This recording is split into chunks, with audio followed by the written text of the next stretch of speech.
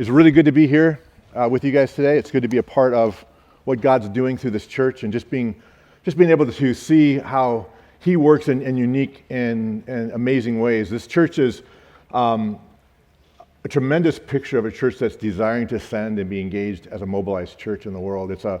I'll be honest with you, I've never been in a church quite like it before. So it's exciting to see how many people that they're sending and how many people that you desire to send. It's exciting to see that happen. What God is doing in and through this church is pretty awesome. Just kind of give you a little bit of history. Is it going? Nope. No, there he goes. They're probably manually doing it. I'm reaching up here to manually do it. So just to give you a little background, my wife and I, we served in Siberia, Russia. And one of the things, as one of the things for us was a big challenge, was like just trying to find a way to get out there. We desired to work among a people group, and one of the things we did is when you try to figure out like what a people group is today, a lot of people go to things like Joshua Project or different kind of access to see where are the unreached people groups at. Back when we were looking at unreached people groups, that there was a Joshua Project out there, but there was really no other information on anything else that you could get. And so we had been led by the Lord to specifically reach a people group called the Buryats.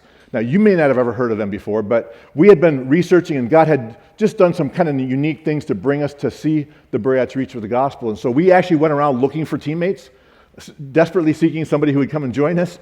Going to this place in the middle of nowhere at that time, just after the fall of the Soviet Union, wasn't a popular place to go. And so we felt like the Lord was leading us that way, and that we would get out there and God would eventually provide us with teammates as we went out there. So we went out, but going out by yourself is something that was new for me. We had arrived in Russia.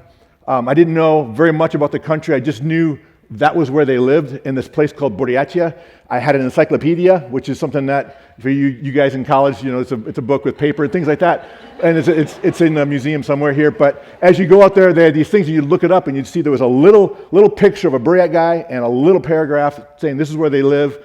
They lived in this place called Buryatia. So what could go wrong with that, right? You just know, go to the place called Buryatia. So we got to Russia. We were living there for a little bit.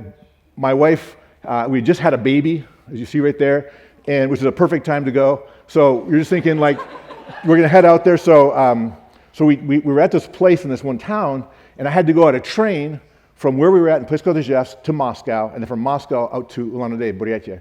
And so I got on this train, took everything we owned. I don't know what all you think of what you own, but everything we owned at the time was 8 duffel bags in the world. And so we're taking these 8 duffel bags. I went off by myself.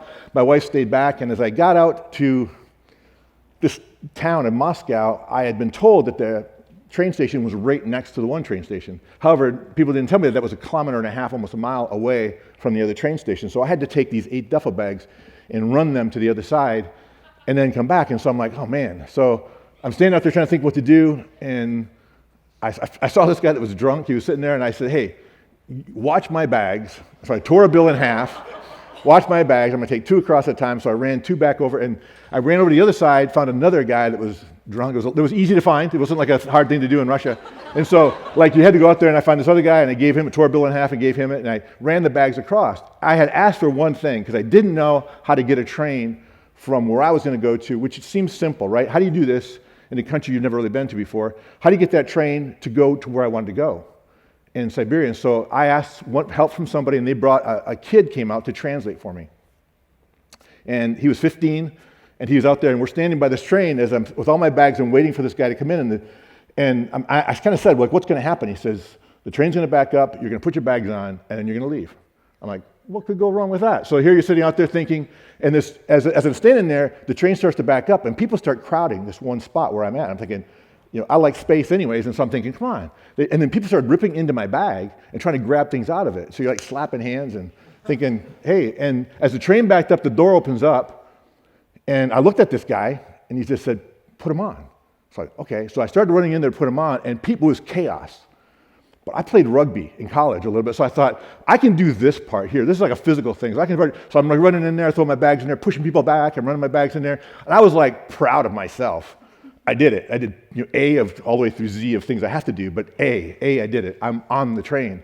And as I'm standing there, this guy walks up to me and looks at me and starts to scream. He had a uniform on. He starts to scream at me and yelling at me. And I said, I have tickets to Ulan-Ude. And he takes the tickets, rips them in half, throws them in the air, and yells to these other guys, throw his bags off the train. And they start throwing my bags off the train. One of the bags goes between the wheels of the train tracks, and I'm standing there thinking, looking at this translator, I said, hey, tell them I have tickets to Buryatia, to one day. And so he says something, and the guy says something back to him, and I said, what did he say? And he said, I can't tell you. I'm like, you're my translator. He goes, but I'm a Christian, I can't say those words. I'm like, oh. So, and he says to me, he goes, I'm sorry, I have to go. And he leaves. And I'm like, okay, so I'm trying to think, what do I do? How do I explain this? And just as I'm standing by the door of the train car, a guy grabs the back of my hair and pulled me off the train really hard. And I'm like, whoa, and he starts pulling me, and he pulls out a badge, puts it in my face, and puts it back in his pocket. It was so fast, I couldn't read it. I couldn't really read Russian at the time anyways, it wouldn't have helped. But he did that really fast to me, popped it back in there, and starts grabbing my hair and dragging me away from the train, away from all my bags. And so I'm thinking, first off, I start resisting. I'm thinking, I guess this is how missions ends. You know, you have all these ideas to go out and do this thing, and this is kind of how it ends. This is the Lord. So, you know, and everything we owned was in there. So we had a brand new baby, and they told us there was no food for babies. That was true. There was no fruits and vegetables. That was actually true. We would find out later on. So everything in there was all these dried up things that we'd have for at least a time until we could find a way to help feed our kid. And so we're thinking, man, alive. And I'm walking out of this. I'm walking back thinking, I don't know what to do. We start walking into a crowd of people, and there's a lot of people. We start walking into this crowd, and he quit pulling my hair, by the way. At that point, we were just walking together with them, and we started walking through the crowd, and pretty soon they noticed that I was not from there, and I wasn't dressed like they were, and so they suddenly started getting angry. You know, get out of here, pushing me back, and this guy pulls up the badge again and does this, and Moses parting the Red Sea. It was just like that. It was like, whoa. And I'm thinking, oh man, they read Russian, so they know what this guy is. I'm going to train jail right now. So I get up there, and I walk all the way into this place. We walk up to this door, this window where this lady was, and she saw me coming towards her. Not willingly, but I was coming towards her. And she looks at me and starts screaming at me, like, get back in line. And this guy walks up to the window, puts his badge up against the window. Now get this, he never says one word to me. Puts the badge up against the window, pops it back into his pocket, and she looks terrified, runs out of the room, and he liked to pull hair. He grabbed her hair, and he shook it and yelled at her and almost threw her down, and then walked away. And I'm like, whoa, what happened? And all of a sudden, everybody runs, and I'm like, okay. And then this guy doesn't say anything to me, he just walks off, leaves. And so I'm standing there thinking, what happened? And I counted to 10 or whatever you're supposed to do at train jail. I did the thing, and then I decided, okay, I'm going to move forward. So I start to get ready to go. I run back to the train thinking I'll salvage what I can from the bags. I'll try to find out what's going to happen. I can't get on this train. I get back there, and the man who'd been yelling at me and swearing at me is holding my torn tickets and he holds them up in the air, and he says, what's your name? I says, Greg. And he said, Greg, I didn't know. And then he says, there's your bags, all there, nothing's been touched. And the guys who threw them off were like, I'm like, eh.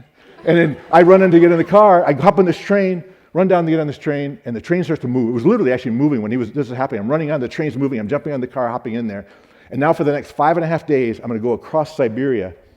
And I'm sitting there thinking, what literally just happened? What happened? But what began to happen to me was everything began to change. A European Russia was changing into an Asian part of the world. I didn't know totally what it was like to be among the Buryats. I didn't know what it really was like. I had the little encyclopedia thing in my mind, this one little picture, but I didn't know what it would be like. I didn't know it would be like this. I knew there was Tibetan Buddhist, but I didn't understand what that really meant. But what I didn't understand also was, what is it like to walk into a place that's like this? This is what we walked into. There's a quote here. I love this quote. It's from W.L. Elliston from OMF in 1879. He writes this: no one knows what it is to face a city that has never heard of Christ before, with no friends near until they try it. One lesson that comes to me is the absolute importance of utter consecration to Jesus, leaving all with him: life, death, health, comfort, family. May God give us strength. It's a good picture, because as I sat there, I'm thinking to myself, I had this responsibility of this lady that I love and this little baby that I absolutely love too, and I have to take care of them. I had this responsibility in my mind that I have to keep my baby alive, and I have to feed my baby. I have to make sure I'm a father and I'm a husband. My responsibility is to do all these things. And then I get to this place, and I see this place. We literally land in Buryatia. It's now midnight, And I get off this train, and I celebrated January 1st. Note to self, going to Siberia, June is way better than January, okay? So like I'm getting there, I'm from Michigan, I get off the train, and I couldn't breathe. It's like the wind is blasting me, like a 50-mile-an-hour wind. It's like 50 to 60 degrees below zero. You're getting hit with this wind, and I'm thinking, oh my goodness, I'm gonna die right here, boom, drop dead, just I can't breathe. So I get down, and I think I have like 2 seconds to get my bags. So I run down to my bags, head down to this place where the bags are. This guy who had yelled at me is sitting on all my bags. And he says, grab my hand and says, Greg, good luck. And he hops on the train and leaves. And as I'm standing there, one of the things that happened to me was my scarf, because of the wind, blew off. And I was like, okay, now it's midnight. I'm sitting here. There's no hotels, no places to stay. Nobody's going to meet me. Like how do I don't even know where to go. And just as I'm standing there, a guy walks up to me. The first Buryat I would meet. He walks up to me. I turn around and he says, what are you doing? What I didn't know was Buryatia was called a closed city. Up until a couple months before we got there, no foreigners were allowed there. So it was like the absolute alien of aliens arriving in land. I was the first foreigner in the Republic. Anybody even tried to register, we were the first ones there. And I get off this train, I'm standing, and this guy walks up and says, what are you doing here? And I'm like, in my broken language, I'm going to live here. And he says, why? And I'm like, I have no idea. Actually, right now, I have no idea. But, and so he just says, so I'm standing there thinking, and he just starts grabbing my bags. We hooked all our bags together. It was all ice. Everywhere was ice. We put the bags on our shoulders. We start walking and I don't know where at first I'm walking, but I went to a little tiny place where he lived. And by the way, what he had done is as he turned around, he took off his scarf and put it around my neck. And I would learn this about 2 years later. It's what you do to children. He literally tucked it in. He put it in and he patted me like this. And that's what I learned to do with my kids. He treated me like I was a child. And I was. And I sat back and I walked with this guy to his house. I walked into his little tiny house. There was no bathroom, outdoor bathrooms, no kitchen, nothing. He had this one little room. He had no clothes, basically nothing else in this whole scoffer, this closet that he had there. And he had given me a scarf. I now feel like I'm a millionaire. I have 8 bags of stuff. And I'm like, oh, here's your scarf. And he said, no, keep it. Remember me. So the next day, I found some things to get and to move into this area, and we found some other things. And I began to process that story, right, of that train thing. And it was as if the Lord said to me, Greg, you think you have to take care of your family? You think you have to keep your wife alive? You have to take care of your child? You know what? You can't even get on a train. You can't do anything without me. If you want to do this thing, you need to trust in me. Not by might, not by power, but by my Spirit, says the Lord. We aren't able to do this task. Yesterday, one of the speakers was sharing a little bit about this is an impossible task. So missions to these type of places in the world is absolutely impossible in our own strength. But the beauty of it is, it's not in our strength. It's in His strength. He's the one who will do the task, not us. So you can't be as creative or like able to do everything. It's just allowing God to do those things. One of the things that I think is important for us to realize is as we walk through and as we see how God works and God operates, He desires for us to know and help to define things in our own lives. And one of the things I want to do is take a second here to define some terminologies, because we're using an awful lot of terms right now. And I just want to define terms so that you understand what I'm saying. This is not the end-all or be-all of all words that are used. So please feel free to not use what I say. But these are ways to help us understand a little bit about terminology. So we're going to talk about missions and missionaries. People groups, what are people groups? What does reached, unevangelized, and unreached mean? Unreached, unengaged, what is that even, unengaged? And where missionary resources are generally being used, specifically in the world. And then finally, the goal of missions. That's kind of a way I want to walk through this thing and kind of enter into some of these aspects of it. There's John Piper has a description of when he talked about what is missions and what is a missionary. But before that, I want to read this quote from Andy Johnson. It's out of this book, Missions. Like, what is missions for our conversation today? It's not what is missions for your church all over. It's what does missions mean for this conversations that we're going to have right now. Missions is evangelism that takes the gospel across ethnic, linguistic, and geographic boundaries, that gathers together a church and teaches them to obey everything Jesus has commanded. What missions is in this conversation is this task of actually going across nations, across ethnic areas, across linguistic places in the world to see a church established that will allow that ministry and that work to continue and flourish when you're long gone. One of the things we would have hated to have seen in our own lives was to have done all that train ride, and then 10 years later, 5 years later, there's nothing standing. There's nothing that exists. The other thing I want to talk about is two kinds of missionaries, and there's lots more because I know churches support all kinds of missions. So let me just define it into two types of missionaries. There's the one which we call the Timothy type, and then the Paul type. And the Timothy type is this picture of it. It's when we see the Apostle Paul, after he would plant some churches, he would send Timothy in to continue teaching these leaders and these elders of the churches to allow that church to become more stable and secure. That's a great picture of what missions is, and that's a very valid way of doing missions. It's actually supporting the local churches that exist across the world. Like there are places in the world where churches have been established, but they're weak, and they're not strong enough, and you need missionaries to go in there and equip and change and challenge those churches. The second type of ministry or missionary that there is the Paul type of missionary. Now, that's a different type. Paul actually had a really specific way of describing it for us, and so we'll read it here in this passage here in Romans 15. For I will not venture to speak of anything except what Christ has accomplished through me, to bring the Gentiles to obedience by word and deed, by the power of signs and wonders, by the Spirit of God, so that from Jerusalem all the way around to Illyricum, I have fulfilled the ministry of the gospel of Christ. And thus I make it my ambition to preach the gospel, not where Christ has already been named, lest I build on someone else's foundation. As it is written, those who have never heard, have been told of him will see, and those who have never heard will understand. This picture that the Apostle Paul is describing is a very specific niche in missions. It's actually saying, no, I love the role of Timothy, but I actually am going to go in the role of Pauline role, where I'm going to say, this is my aspect. I'm going to go where Christ has never been proclaimed. My goal is to continue on. We actually read that in this account because not long after that, he talks about, as I'm passing through Rome, I'm on my way to Spain. He's actually talking about this continuation. He's already an old guy. He's already done a lot of things. He's like, I'm ready to keep moving. I'm not done here yet. He wants to continue moving forward. That's what the Apostle Paul describes as his aspect of missions, and that's what he wanted to be involved in. And so what I thought would be good for us to take a look at here is a little bit about what is a people group and how do we define those things, and what are some of the responsibilities and roles of that as far as people groups go.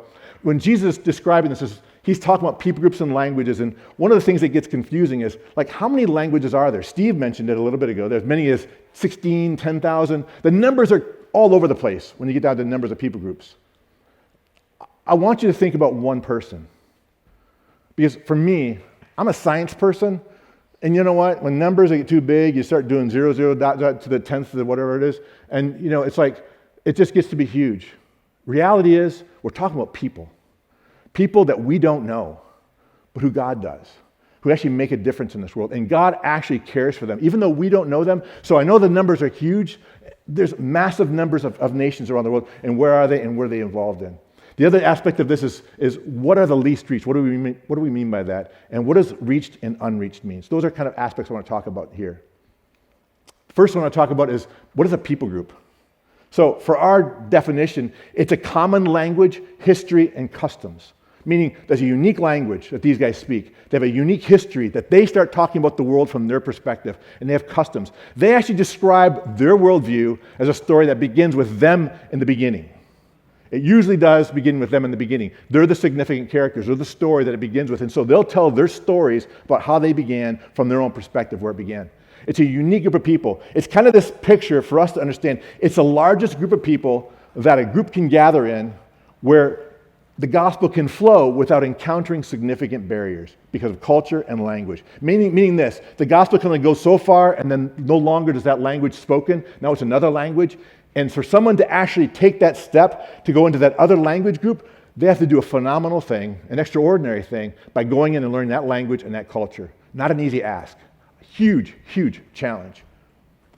Essentially, what is a people group? It's kind of the group that says us and them. We are like this, and those guys are like that. Those guys are like that. That's kind of the aspect I want to talk about as far as what is a people group. Then I want to get into this area of reached, unreached, and unevangelized. I'm going to go through this very quickly. It's a simplistic picture, but it's this way. Reached people. What are the reached peoples of the world? Well, a reached person, what I'm using by my definition, is a reached person means that people in the United States are reached. We would consider them as a reached people group. Now, does that mean that there are not people in Baton Rouge that are unevangelized? I was out last night. I'm one of those guys got a flat tire. I saw some unevangelized people last night. I can just tell you that right now. And so there are definitely people that were unevangelized. And so what I would say is this, is there are definitely people here in Baton Rouge that need the gospel of Jesus Christ. That's the role of the church. That's our territory. That's our realm. That's what Paul's saying by talking about, I've been Illyricum all around to all these other areas of the world. That place wasn't all reached. They weren't all evangelized, but there were now churches established in those communities that could now take that responsibility. That's the responsibility of us, the church here in the U.S. We have the responsibility to reach those around us. We have the responsibility, whether you're in Sarasota like I am, I have the responsibility in Sarasota to reach those in Sarasota around me, or you guys in Baton Rouge to continue reaching those people around us. But those guys still qualify under this area of reached, but you and I both know, although the rest of the world says that, by the way, when you travel overseas, when I lived in Russia, they believed every American was a Christian. I was like, most assuredly we are not all Christians, but they believe it is because we're from this country that's Western, therefore we're all Christians. You and I both know they're not all Christians here. They desperately need the gospel of Jesus Christ. They're desperate for his message and his hope as well. But this other picture, it's these places called the Unreached. Now these are people groups that live around the world that if they wanted to know about Jesus, if they desperately wanted to know who Jesus Christ was, they couldn't. Because nobody speaks their language, understands their culture, and can communicate clearly enough in their language to share with them Christ. They're cut off.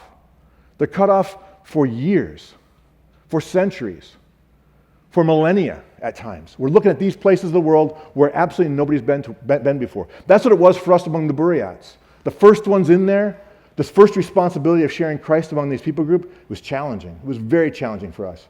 How do you do it? How do you get involved in that? And then, maybe sadly, but last is this picture of what we call unreached, unengaged peoples. Unreached, unengaged peoples. These guys are not only unreached, but there's nobody targeting them. There's nobody even thinking about them. There's so many people groups in the world to look at, we don't have time to get into that area of the world.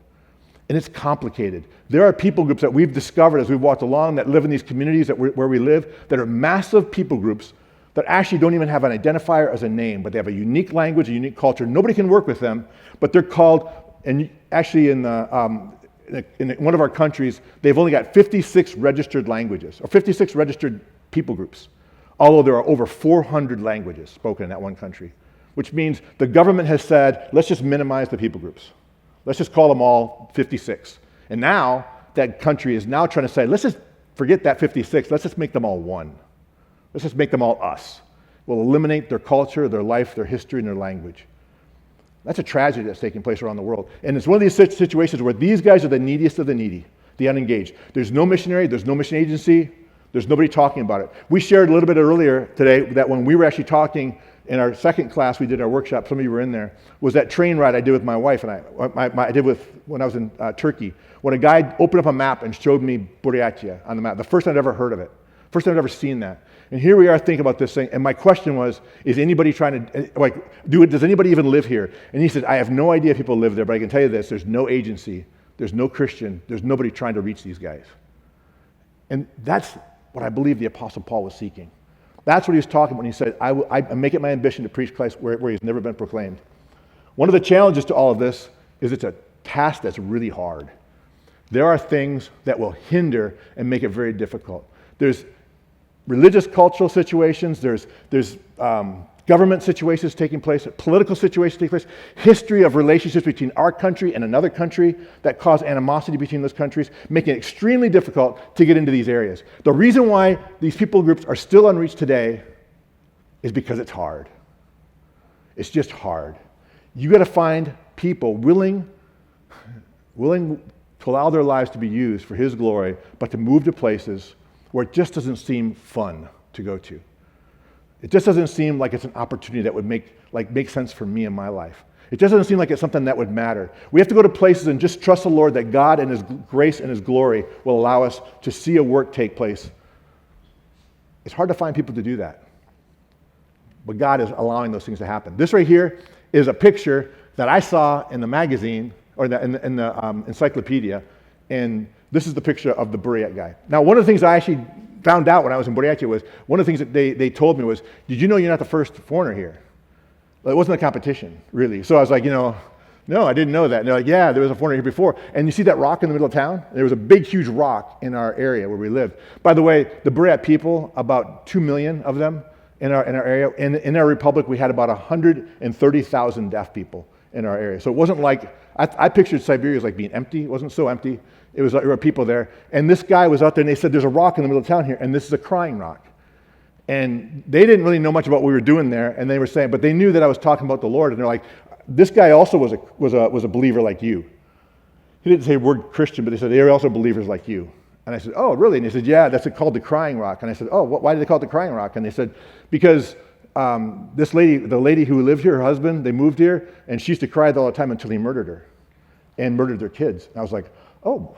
And he's like, are you part of that group? And I'm, no, we're the different agency, completely different agency than that one. So we didn't know much about the story at all. And then several years later, we saw churches established among the Buryat people. We saw God raising up churches. We moved to another part of Siberia, a place called Khorensk, which is in the far south. We started a church in Khorensk, and they actually invited us in there, and this farmer gave us land. Now, I actually learned the name of this guy. His name is Stalibras, Edward Stalibras, but I didn't know anything about Stalibras. And we got land on our property. We had the graves of the wife and the children where he lived. So this guy Edward Stalibras had gone out in 1840 to plant a church among the Buryats. It would have been the first church among the Buryats. He went out there without any hope of ever returning home. His wife died. 7 of his children died out there to see the gospel come to a people group called the Buryats. He translated the Bible into the Buryat language. And before he was able to get it to them, the government kicked him out of the country, and he was never able to get back. And the first and only Buryat believer wrote this letter, and all that she has read the letter. I got this letter out of the London Missionary Society letter. And it's a letter from a Buryat back in 1840. We read that though the Jews often saw Christ in the temple preaching to the people, they could not take him, and why? Because his hour had not yet come. Now the time for the breaking up of this mission has come. Oh, to think that the few sheep here are to go shepherdless is indeed very sorrowful, but so it is. We are now to have no pastor. While we are without anyone to make God's words known, we know a voice is heard from heaven. That voice makes known these words, I will not leave you comfortless. This declaration inspires us with hope. Oh, my dear brother, do not forget us. Pray for us. Think whether you could not send to us here another teacher who is a true believer in Christ. May some favor be shown to us. It may not be while I live that a missionary should be sent, but to future generations someone will assuredly be sent. A time will come when a missionary will be considered by my people as an angel sent from heaven. And the word which he makes known will enter their hearts as if an angel blew with a trumpet. A time will come when my people will awaken, and in order to listen to God's commands, little children will call one another, and old men with joyful faces will assemble, and the preacher's face will shine, and many will gather unto him. At present, all is dead, all is different. Such a time my friends and myself shall never see. He died about a year after he wrote this. 150 years later, the Lord randomly laid on our hearts to reach the Buryat people with a little picture and an encyclopedia to go to Buryat people. You sometimes wonder, how do people ever get to those places? And how does God's time frame work? And how does prayer work? It's an amazing thing, the way God works. I really believe that part of the reason why we got there was because of this guy's prayer back 150 years before we arrived. An answer to prayer, right? An answer to prayer. I'm going to just slip ahead here. One of the things that I think is important for us to understand is that even though we don't always know the people groups that we're trying to work in and understand those things, one more. This place right here, just give you a little picture here. This place right here was a place that when I was 17 years old, my family always told us, as kids growing up, we had to do a mission trip. We didn't get to, we had to. So we had to go somewhere. And we had to go because my family were all missionaries. We had to go to a place where my family lived, which would be like, okay, so they were going to I couldn't go with YWAM or something like that. I had to go with something that would be like really working and things like that. Not that they don't work in YWAM. That was not a slam on YWAM. I'm just saying, just in general, you had to really, so I was like, oh man. So we went out there and I ended up building an airstrip for my uncle. And I was down there building, I was 17 years old. I wasn't walking with the Lord at all. 17 years old, I was building this airstrip, and a guy out in the jungle had been building an airstrip with this place right here to work with the Maku. And this is from a book that was written. But this place was where these Indians, the Maku Indians, they were wild, and they had killed a lot of people in the past, and they had been killed as well. One of the missionaries, while he was out there working on this airstrip, got shot in the throat by an arrow and almost died. They had to resuscitate him. There was poison on it. They had to resuscitate him like 3 times. And then they had to put him on a canoe and go 7 days out by canoe back to this base. They flew him back out to the States. Now, I was just finishing my airstrip up in this mountain area, and they were like, and they got all the base together, this mission base together. They said, is there anybody that can go and help Steve on this work out there? And I'm like, yeah, I can go. It'd be great. I'm 17. This is like the dream of my life. I'm the Tarzan. And the guys are like, is anybody able to go? Come on, is anybody in our group able to go? And they're all like, we're really busy. I'm like, I can go.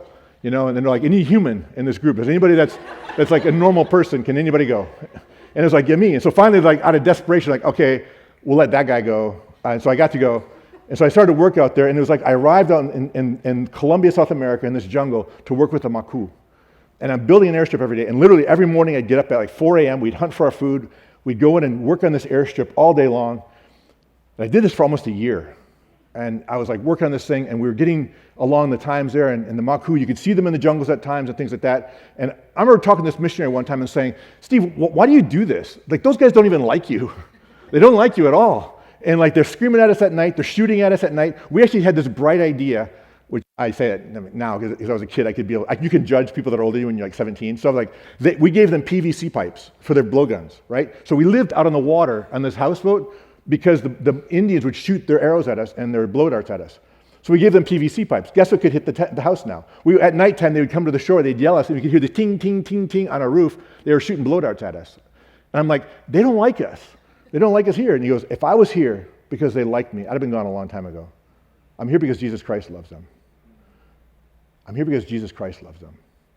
And so I kept working on this thing all the time. And one day I hurt my foot really bad, and I swam into shore. I was swimming into shore. And I had a piece of wood that jammed way up on my foot. We pulled the wood out, part of it, but not all of it.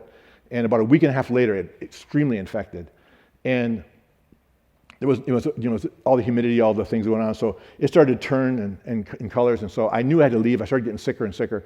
So I had to go out by 7 days by canoe. And by the time I got back, I was really sick. And they gave me antibiotics. And I was kind of like doing rehab before I came back out to the Maku area again. And this Guayabero chief was sitting there. He was watching me. And I was watching these guys, this tribe, play soccer. And I'm sitting there watching them. And he walks up to me and he says, so why are you here? And I could speak some Spanish, but I was learning a little bit of Guayabero when I was there. So he couldn't speak Spanish or English, but he could speak Guayabero. So he's trying to ask me questions in Guayabero, and I'm answering. He says, why are you here? Again, why am I here? I'm like, well, we're building an airstrip. Why? For the plane, the missionary plane to fly in. Why? And I'm like, because they need to hear about God. And he's like, who's going to tell the Guayabero about God? And I'm thinking to myself, man, I'm 17 years old, not me. I got a life to live. Like, I never even heard of you guys before. I never heard of the Maku. Like, I've never heard of either one of these guys. I have things to do with my life. This doesn't matter. Like, really doesn't matter to me. I'm like, I feel for you guys. I feel bad for you guys. I have empathy for you guys. I know it must be hard, but I've got a life to live. There are things that I want to do with my life that have nothing to do with this place. So I'm not going to be the one to go there. I didn't say that to him, but I thought about it. Well, I came back home, and the Lord really began to convict me of that as I grew older. That was in my mid-20s, the Lord got a hold of my life. And I was sharing this story when I was in Florida once, and I was just kind of speaking at this church, and I was sharing this story, and after I got done speaking, this lady runs up to me, and she said, thank you, thank you, thank you, thank you, thank you. She grabbed me and hugged me. And I was like, from my sermon? What is this? And she's like, for what you did. And I said, what did I do? She goes, I'm a Maku. Missionaries came, and they learned our language, they learned our culture, they gave me a Bible, they gave us a Bible, they taught us how to read and how to live, and they shared their lives with us, and I came to faith in Jesus Christ because of you. And I said, well, not really me, but somebody else did it. I just built an airstrip. And she says, right now I'm in medical school. I'm at the University of Miami Medical School. One day I want to go back and continue to share Christ to my people and continue to actually impact my people for good and for the gospel. But thank you for that. This is the beauty of the gospel right here. It's a picture of the gospel of Jesus Christ. It can transcend boundaries and borders and lines. Christ actually is not contained in that. And sometimes we think about people, we don't think about them as an individual like this lady right here. We don't think that's an unreached people group right there that's now reached with the gospel of Jesus Christ because somebody went and learned their language, learned their culture, translated the Bible. That's what it takes. It's an extraordinary effort to go do that, but God is calling His church to be a part of that. That's the challenge for us today. And as I've walked through this weekend, as I've heard people speaking, I'm thinking to myself, this is exactly what the church of Jesus Christ needs to hear, that this is the task of the church. It's not the task of somebody who has a desire that way. It's a task of His church, of His body. And it's so exciting to see this number of people here on a Saturday morning when you'd be doing so many different things, but you hear about one thing, to seeing Christ's name proclaimed to the nations. Let's pray. Father, we just thank you for this day. We thank you for your glory. We thank you for the privilege we have to share and communicate truth to those around us that have never heard. And God, I just ask you to just give us life and breath to continue moving forward so that we could see more people come to know you. So that we could be a church that's so empowered and so excited about what you're doing, God, that we'll give up everything for the sake of knowing you and being a part of what you do. Thank you for your love for us. In Jesus' name I pray. Amen.